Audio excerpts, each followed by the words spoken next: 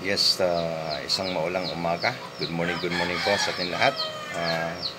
Tayo po ay kagagaling lang sa duty.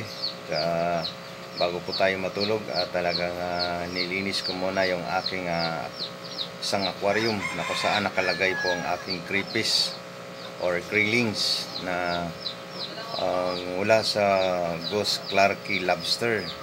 Sila po yung napili kong palakihin at next year, yan po yung project natin na padamihin. So yun po yung ating i-breed.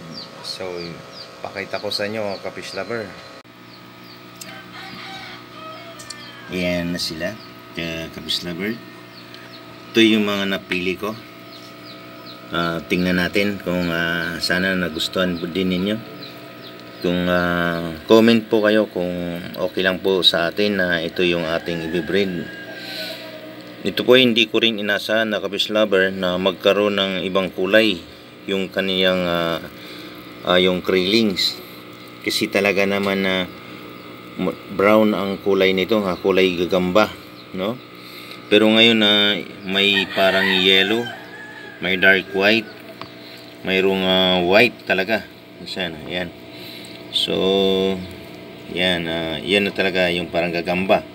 Ito naman na puting-puti. So sana ito nga sinasabi ko na next year, sana ito yung mapadami ko. Okay.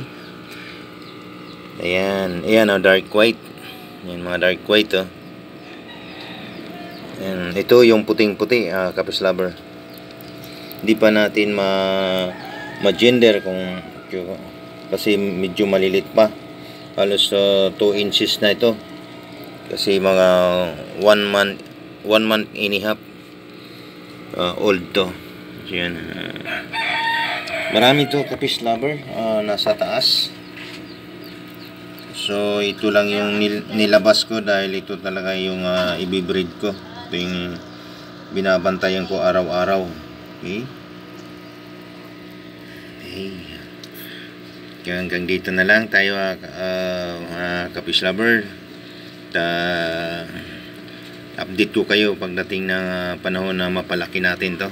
Salamat sa lahat na nagtiyaga at nanood sa munti kong bidyong ito. Salamat po and God bless.